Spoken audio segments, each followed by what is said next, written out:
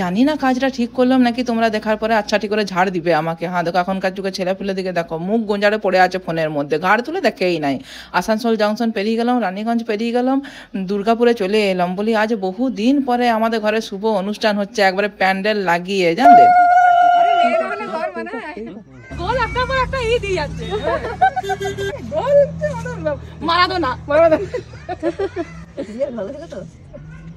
তখন ছিল না, এবার হয়ে গেছে ভালো 95 to 100 এখন। ও তো অঙ্ক পরীক্ষা কি এখন পরীক্ষা হচ্ছে? ও আজকে তো পরীক্ষা শেষ বললো না, কালকে আজকে ছুটি, কালকে অঙ্ক পরীক্ষা।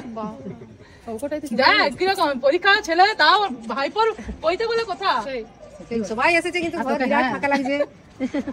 জিজ্ঞাসা করছে সবাই। এই ছেলেটির জন্য আমাকে একবার পাটনা থেকে দৌড়ে আসতে হলো, আর ছোট ভাই বড় ভাইয়ের পরীক্ষা, তার সত্ত্বেও আমাদের ঘরে একমাত্র ভাইপো এখনো পর্যন্ত তার পইতে বলে কথা, সেই জন্য আমাকে পাটনা থেকে চলে আসতে হলো। পিও স্যার বললো যে আমি দেখবো যিশু খ্রিস্টকে, পরীক্ষার জন্য তোমাকে চিন্তা করতে হবে না, তুমি ভাইপোর টাকলু মাথাটা একবার তবলাটা বাজিয়ে দিয়েছো, সেই জন্য আমি চলে এসেছি এখানে। এই এতগুলো এখানে বাছুর বসেছে, এগুলো সব বাছুর, বাছুরের সঙ্গে এখানে সিং ভেঙে বাছুর।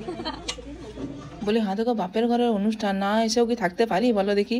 আজকে ছেলেগুলোর স্কুল ছুটি, কালকে আবার পরীক্ষা আছে। এবার বাবা বললো যে একদিনের জন্য অন্তত যাও, নাহলে ঘরে থাকলে এখনই কখনো আমাদের উপরে চেঁচাবে, কখনো রান্নাঘরে দাঁড়িয়ে দাঁড়িয়ে কাঁদবে, কি করবে তার ঠিক নেই। একদিনের জন্য যাও, ঘুরে এসো, কালকে আবার চলে আসবে।